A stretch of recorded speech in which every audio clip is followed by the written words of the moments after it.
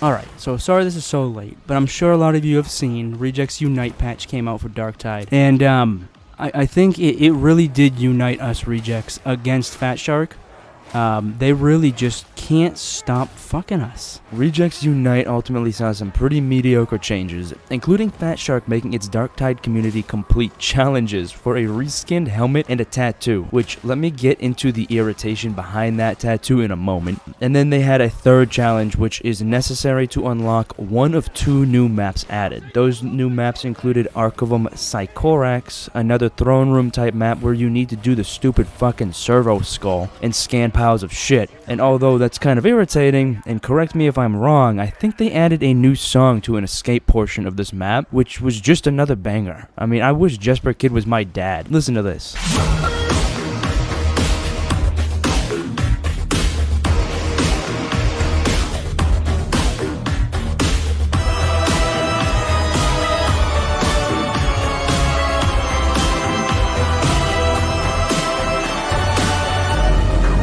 The second map, which is the one that you need to complete the community challenge, which has already been completed, was Ascension Riser 31, which was, I'll be honest, I was kind of impressed with it. The mission is still a familiar concept of grabbing the barrels of glow juice and plugging them in, but you can move a train now, which is kind of cool. It's kind of like an escort mission. You gotta just bring the diamonds to the end.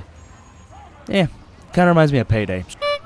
So this is now, in my opinion, a good time to bring up the fact that yes, they added a tattoo, a cosmetic collectible tattoo, but you can't be shirtless anymore. And correct me again if I'm wrong, but how am I allowed to flex my big grungy toes and dirty soles as an ogryn, but I can't let my nipples swang? No, that is the move of a heartless asshole. But anyways, so in addition to these new maps and the stupid fucking helmet that we basically had before from doing the beta test, they did release a new enemy, and I use the term new pretty lightly, because the new enemy is a chaos spawn, which if you played Vermintide, or even watched that stupid ass intro trailer, For if the Inquisition fails,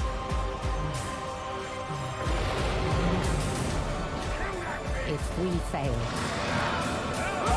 you'll know it's not really a new enemy. I mean, it even behaves the same as the one in Vermintide 2. It's just a big glob with a giant mouth that slams things around and then sucks on you if it catches you. I mean, I appreciate the update, but if you showcase an enemy in your pre-launch trailer that already has made an appearance in prior games, why not just include it from the beginning? Why make that an addition to the game? You know what I mean? At least give us a new boss for a mission or something. And now if you're interested and you haven't completed the penances or bought the other stuff, again, I'm pissed that we can't go shirtless anymore, but they did add more cosmetics that you can purchase using Ordo dockets. But again, why even announce that in your update? Why just put them in the store and shut up, take my money, obese sea creature.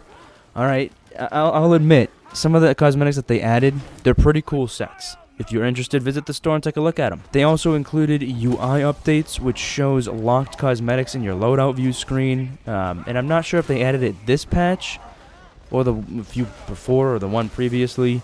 But they did make it easier to view weapon stats, which I kind of like that. So among the list of fixes that they've added, one useful fix in my opinion is the fact that when you throw a health pack down to preserve a down teammate, the healing speed has now gone from 100% down to 10%, and the cost was reduced from 100 to 30%, meaning the medipack won't necessarily be wasted on the down teammate, but it will still provide a wider window that you will have to be able to save them. And to be fair, while it should have all been done prior, Fatshark is definitely working on wringing out the bugs, implementing changes, and they do seem to be trying to improve their game for the better. So if you'd like to read through the full list of fixes, I will definitely link that in the description. These changes are things that I am certainly happy to see, and it gives me hope that in time, and hopefully before I turn 30 in 4 years, they will have a stable, engaging, and fun game that will only expand the community. I can't tell you how many times I see the same ogryn named Cousin Okri. I mean, when I first started this game, I had a full group to play with. Now it's just me, and it's kind of depressing because not only can no one run the game, but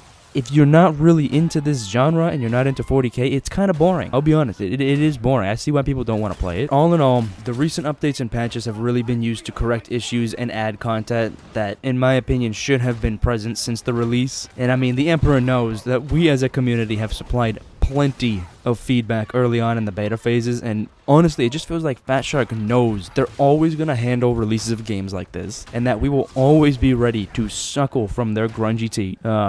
And I mean, that being said, I have been trying to develop a game on the side, which I had people with, we had a group, it completely crumbled. And I'll be honest, developing a game is one of the hardest things I have ever taken on. It fucking sucks, irritating, you gotta learn things constantly, it takes a long time. So I get it, but I also didn't go out and announce my release of my game to the world. That probably won't be done in the scope of my lifetime. Yeah. Anyways, thank you for watching. I've tried to figure out content ideas, so bear with me. It's a little tough while working and desperately applying to new jobs because you hate the one that you have, but I'm working on it. Papa will be back. I'm trying to make channel updates, and this is the summer that we take off. Alright, but anyways, I'll see you all in the next video, and take care.